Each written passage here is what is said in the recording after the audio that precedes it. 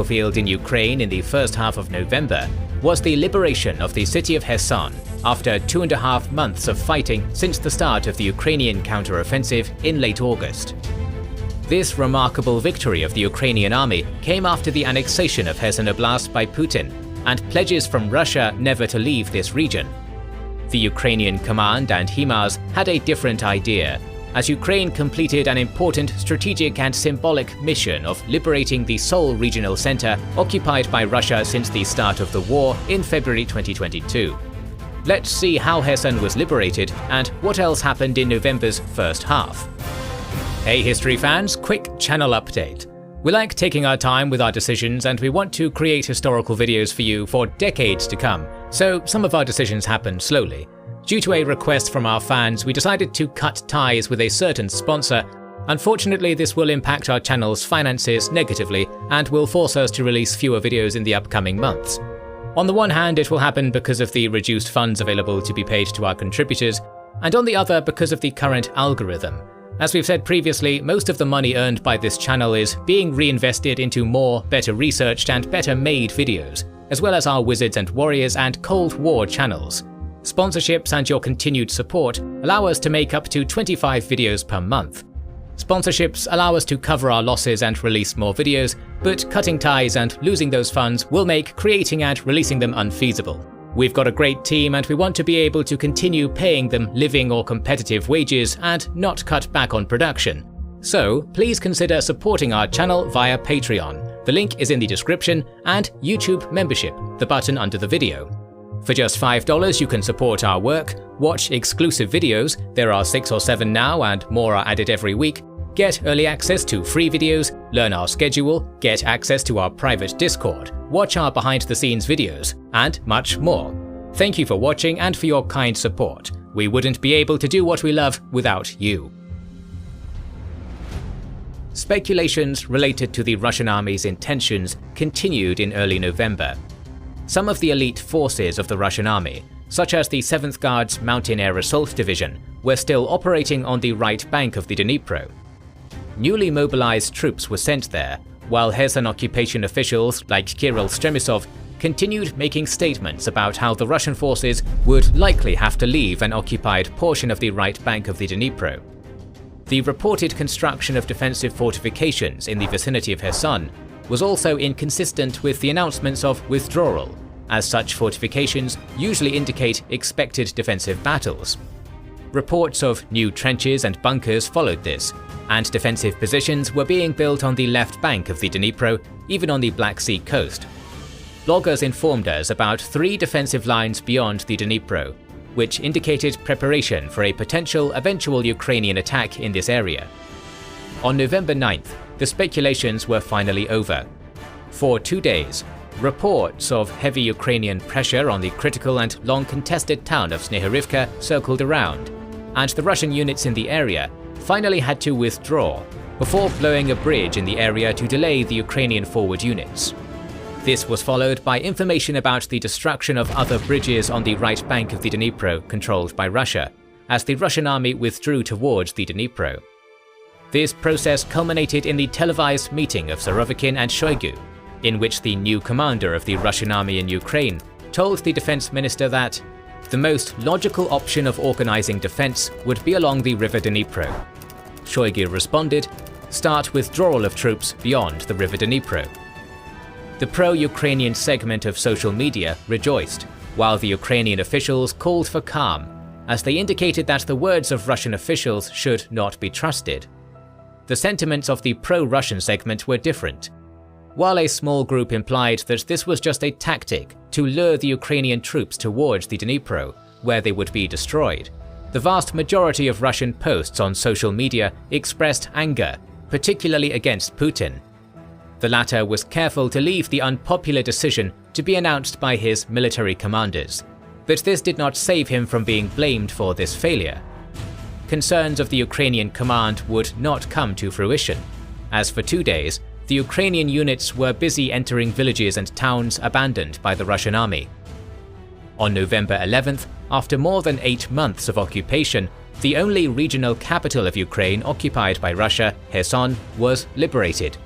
Ukraine liberated some 4,800 square kilometers of Mykolaiv and Kherson oblasts in 2 days. Of course, this overshadowed another story which took place on the announcement of the Russian withdrawal. On November 9th, the Russian-appointed official of the Kherson Oblast, Kirill Stremisov, died in a traffic accident in Henichesk. The timing of this accident is strange, as some Russian Telegram channel admins claimed that Stremisov was assassinated after being ruled redundant with the withdrawal from Kherson.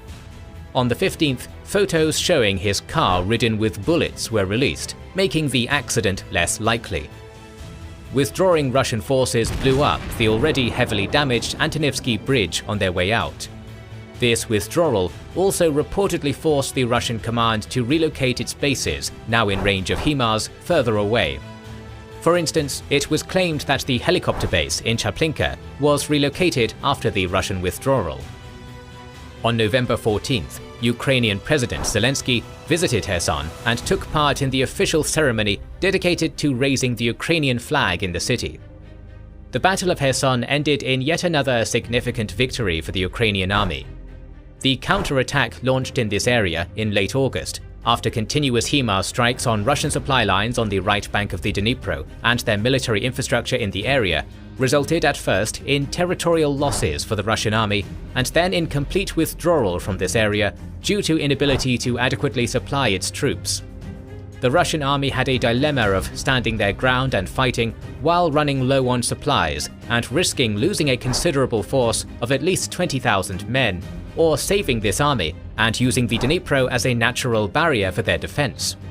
Make no mistake, the Russian command chose the second option reluctantly, amidst intense pressure from the Ukrainian army.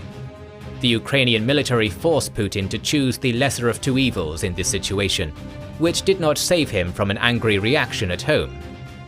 While the situation in Kherson had been getting increasingly complicated for Russia for months, the annexation of Kherson Oblast and pledges that Russia would always remain in Kherson gave hope to ordinary Russian citizens supporting the war that Russia would at least fight in Kherson. After all, Russia kept some of its elite units in Kherson, and despite all the difficulties they experienced, the Russian contingent was still formidable and combat-ready.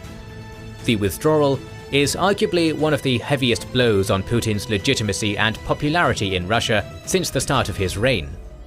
In an unexpected turn of events, one of the chief ideologues of Russia, one of the authors of the Russian world idea, which promotes the political and cultural unification of Russia, Ukraine and Belarus, Alexander Dugin, publicly criticized Putin.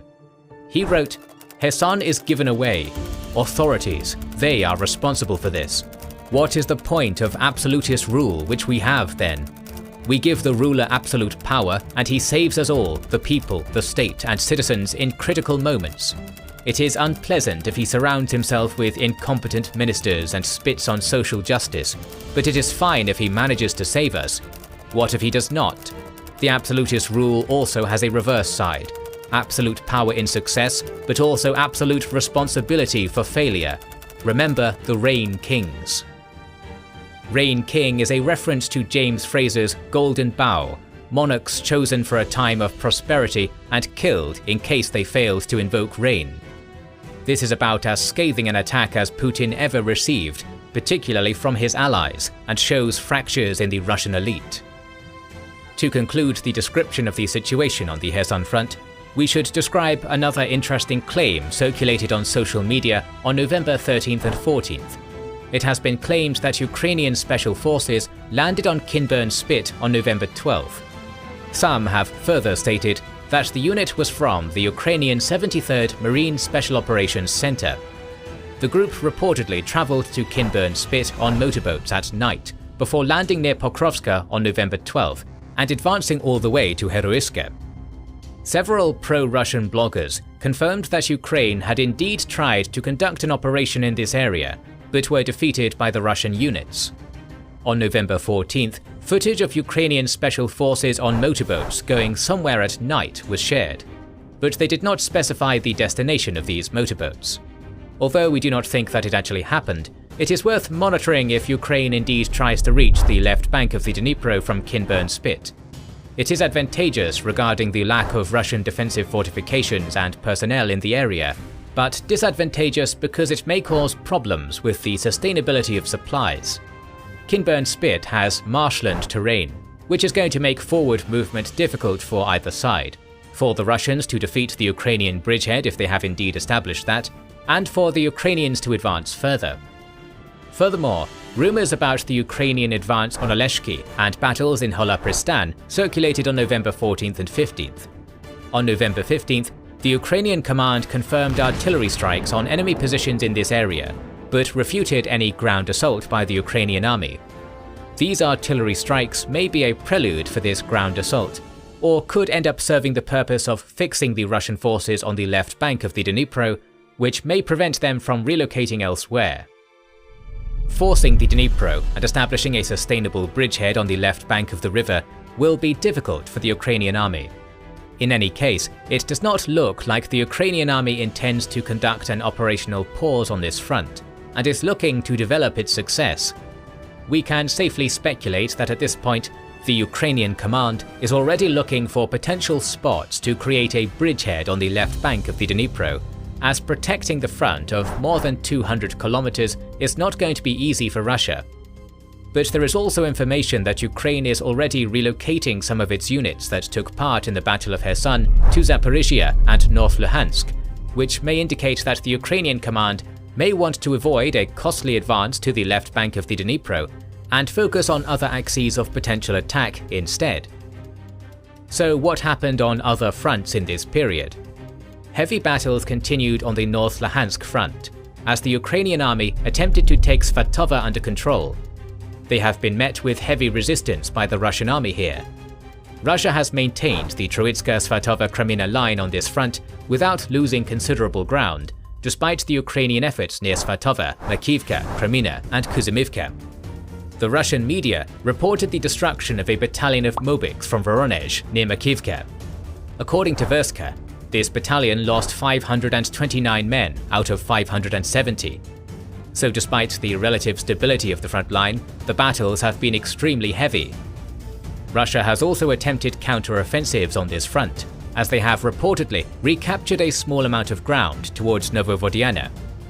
Particularly fierce fighting also took place in the Kreminna sector, where Russia has been trying to push the Ukrainian units away from the P-66 highway. But as of November 15th, the situation on the North Luhansk front remained largely unchanged. The overall stalemate on the Zaporizhian front continued too. More news on the deployment of additional units, particularly after the liberation of the right bank of the Dnipro from both sides to this front, was reported. For months it has been speculated that Ukraine is preparing for another counter-offensive, this time in Zaporizhia. For now, the stalemate continues, as the biggest news from the battlefield in this period was the capture of the southern part of Pavlivka by the Russian army. The pro-Russian sources started claiming this in late October, but it appears that after an initial setback, the 72nd Mechanized Brigade managed to negate the advance of the 155th Guards Naval Infantry Brigade and other elements of the Russian Marines. This frontal assault from the road, coming from Yehorivka, which is under Ukrainian fire control, has caused very significant losses on the Russian army. These losses were acknowledged by Russian military bloggers and later by the soldiers of the 155th Brigade, who sent a public letter to the governor of Primorsky Krai on November 6th. In this letter, they accused the Russian commander of the Eastern Military District, General Rustam Muradov, and his subordinate commanding officers of sending them to take Pavlivka even though the only road leading to it is under fire control of the Ukrainian defenders in Pavlivka and Vuhledar, which has caused almost 300 men KIA, WIA and MIA, destruction of 50% of the military vehicles in 4 days. This letter is more evidence that on the Donbass front, the Russian command continues sending its units on heavily damaging frontal assaults without much to show for it. The Russian MOD refuted this claim and stated that less than 1% of the brigade was killed and less than 7% was wounded due to battles in the past 10 days. Despite heavy losses, the Russian units in this sector managed to re-enter Pavlivka on November 7th, and by November 14th, the Russian MOD officially declared the capture of this village, although the footage on hand shows that they failed to advance past the center of this small settlement. The tactical purpose of this offensive is to reach Vuhledar, as the Russians have unsuccessfully attempted to advance on it from Ikilsk. But the strategic objective of this offensive is not yet clear. The fiercest battles continued to rage on the Donbass front, from Soledar in the north and Mariinka in the south. Wagner mercenaries, DPR separatists, pro-Kadyrov Chechen battalions, and regular Russian army units continued attacking Avdiivka, Soledar, Bakhmut, Mayorsk, Vesela, Vodiana, Pervomaiska, Novomikhailivka, Mariinka, Andriivka, Klishchiivka, Zaitseva, Opitna, and Ivanhrad. Two of the latter were already claimed to be under Russian control, but battles in and around these towns raged in this period too. On November 2nd, the Russian and DPR units managed to gain a foothold in Mariinka. On November 6th, Wagner entered the southern outskirts of Ivanhrad. On November 7th, Wagner and LPR units reportedly broke through Ukrainian defenses in Bilohorivka. On November 8th, the Russian media reported about mopping up operations in Bakhmutsk. According to Russian telegram channels, by November 10th, Wagner units made advances in Bilohorivka, Andriivka, and Klishchiivka. By November 14th, the Russian army and DPR militia reportedly captured Mayorsk, while Wagner made further advances inside Opitna. But these territorial gains continue to deplete the Russian manpower and military equipment reserves. The current front line has been heavily fortified since the war in Donbass broke out in 2014, and it is extremely difficult to advance there. The strategic purpose of advancing on this front, while losing on the Kherson and North Luhansk fronts, is still unclear. The most plausible explanation is Putin's wish to take the whole area of Donetsk Oblast under Russian control, in order to be able to proclaim some sort of victory. But the current pace of Russian advance is inadequate compared to the extremely heavy losses they have been taking on this front. Russia continues to implement measures to restore the losses of its manpower and military equipment. Russian people are still receiving mobilization summons as of early November. Moreover, Ukrainian authorities of Melitopol and Mariupol stated that Russia has been coercing locals into Russian-organized territorial defense units. On November 4th, Putin signed a decree allowing people convicted of grave crimes to be mobilized. On November 14th, he signed a decree allowing foreigners to serve as contracted soldiers in the Russian army. Calls to extend the period of mandatory military service to 2 years, like in good old Soviet times, continued being made by Russian politicians. Mobilization remained a poorly organized, problematic, and costly endeavor for the Kremlin in this period.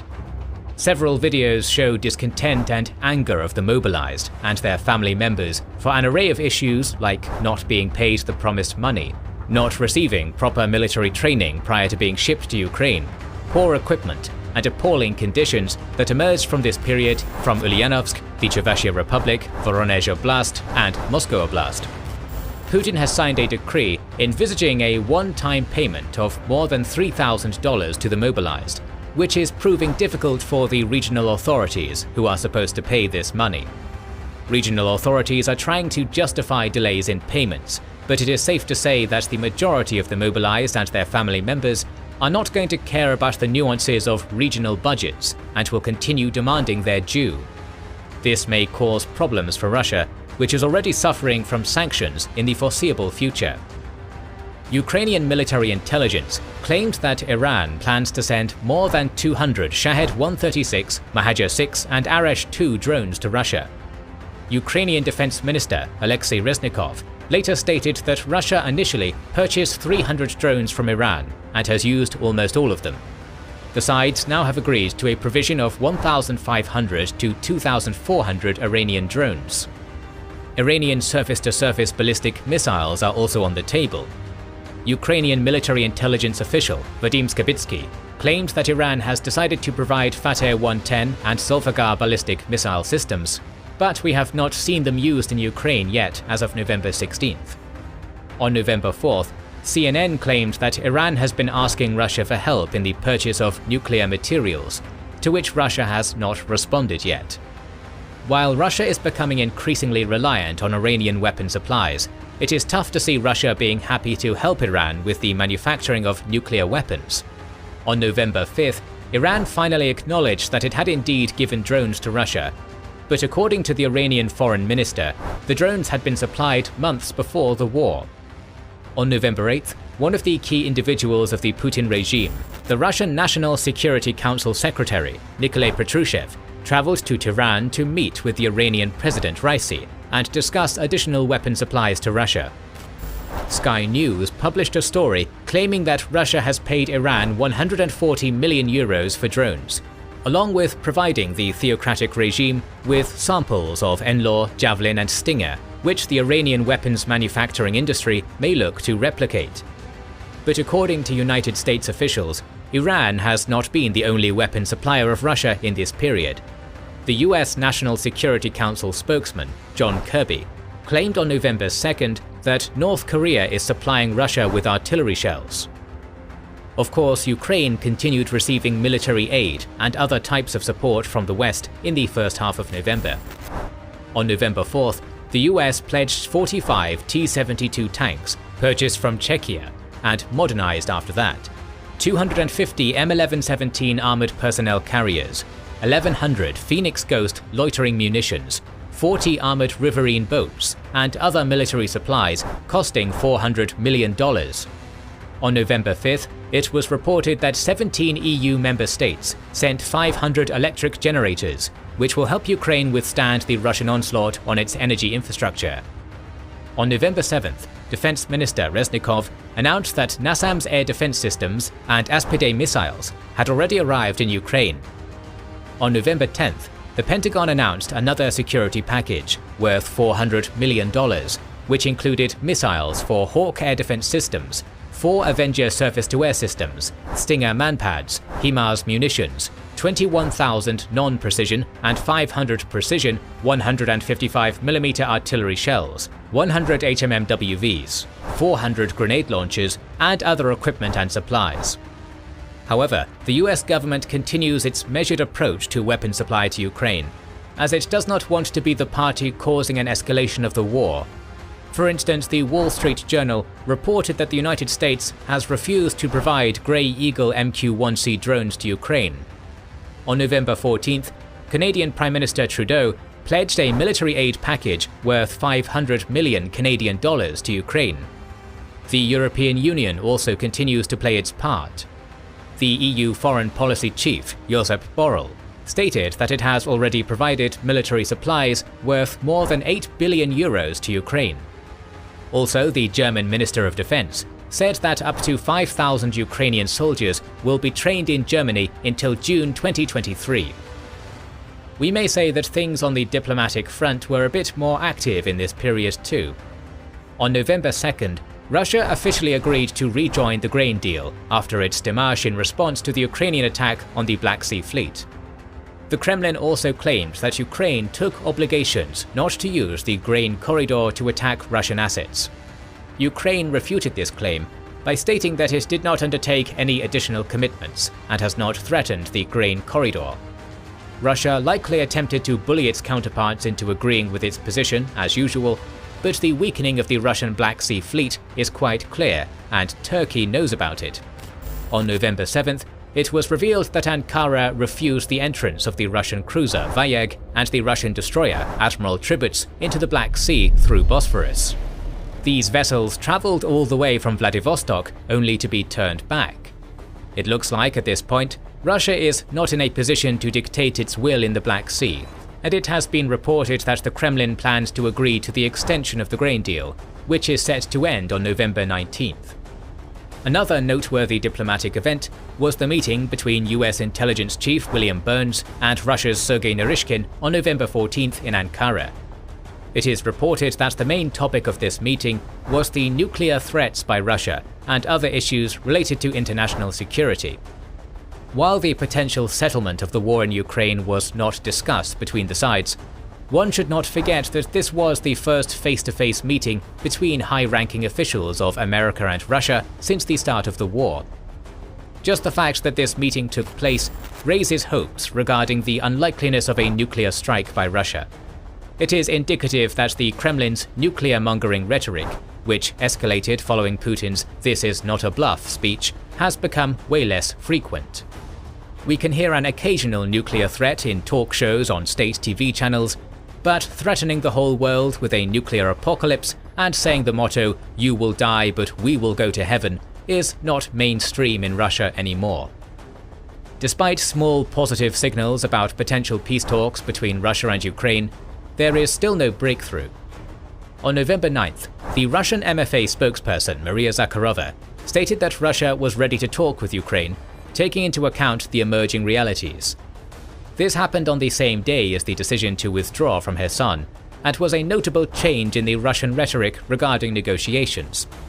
A day before that, Zelensky stated conditions for talks with Russia, which included reparations for damages and losses, a clause that was later supported by the UN General Assembly vote, complete restoration of Ukraine's territorial integrity, punishment of every war criminal, and provision of guarantees that Ukraine won't be attacked in the future. On November 11th, Russia's Deputy Foreign Minister, Sergei Ryabkov, said that Russia is open to dialogue without preconditions. But whatever small hope these statements raised was crushed by the largest missile strike by Russia since the start of the war on November 15th. The Ukrainian Air Force Command stated that Russia launched 90 Kh-101 and Kh-555 cruise missiles and numerous drones against Ukrainian critical infrastructure, particularly its energy facilities. Ukraine claimed that it had struck down 73 cruise missiles and all drones. Strikes were reported in Kyiv, Zhytomyr, Rivne, Lviv, Volyn, Vinnytsia, Khmelnytsky, Dnipropetrovsk, Poltava, Odessa, Kirovohrad, Cherkasy, and Kharkiv oblasts. This time, strikes also had international consequences, as Moldova reported power outages, while oil supply to Hungary, Czechia, and Slovakia stopped due to lack of power. But most importantly, the Polish border town of Sewodów was struck, which killed 2 residents. Of course, Poland is a NATO member, and immediately fears and expectations of retaliation by NATO against Russia emerged. But it seems that at this point, the West is not interested in escalation, since both the American and Polish governments stated that this incident happened due to a Ukrainian air defense missile missing its target and landing in Poland. While Western governments and NATO blamed Russia for the incident, they also officially acknowledged that it was not a deliberate attack by Russia. As of November 16th, Ukraine demanded evidence that it was indeed its errant missile and rejected any responsibility for this incident. The liberation of the right bank of the Dnipro was the most important event in November's first half.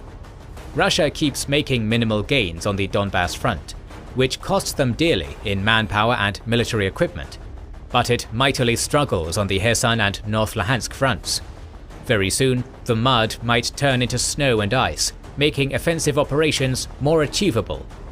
Ukraine maintains momentum and will keep looking for ways to liberate more territory. With the liberation of Kherson, Ukraine liberated half of the land occupied by Russia since the February invasion. North Luhansk and Zaporizhia seem like places where Ukraine may look to develop its success. That would be a deadly blow to the Russian campaign in Ukraine. Russia is trying to avoid this by sending more Mobics to Ukraine, purchasing more weapons from its allies, and maintaining control at home. The latter is becoming increasingly problematic. Billionaire sponsor of Wagner, Yevgeny Prigozhin, continues leveraging his active participation in the war in Ukraine to gain more political points at home. He has kept undermining the Russian authorities both externally and internally. Prigozhin very proudly and openly acknowledged that Russia is meddling in the American elections, which has been rejected by Russian officials on numerous occasions before, while also requesting that the Russian Prosecutor General's office open a case against the St. Petersburg governor for refusal to provide a permit for construction of the Wagner Center in the old capital of Russia. Both sides are suffering heavy losses in the war. On November 10th, the chairman of the US Joint Chiefs of Staff, General Mark Milley, stated that well over 100,000 Russian and Ukrainian soldiers have been killed and wounded in action. The same is true for military equipment. Let's look at the figures of visually confirmed losses of military equipment provided by the Oryx blog. As of November 16th, for Russia, these are 1,491 tanks, 3,159 vehicles, 191 command posts and communication stations, 25 heavy mortars, 500 artillery pieces and vehicles, 151 multiple rocket launchers, 63 aircraft, 67 helicopters, and 149 drones. For Ukraine, these are 360 tanks, 1,012 vehicles, 7 command posts and communication stations, 169 artillery pieces and vehicles, 32 multiple rocket launchers, 55 aircraft, 22 helicopters, and 51 drones. Our coverage of this conflict will continue soon, so make sure you are subscribed and have pressed the bell button to see it. Please consider liking, commenting, and sharing, it helps immensely. Our videos would be impossible without our kind patrons and YouTube channel members, whose ranks you can join via the links in the description to know our schedule, get early access to our videos, access our Discord, and much more. This is the Kings and Generals channel, and we will catch you on the next one.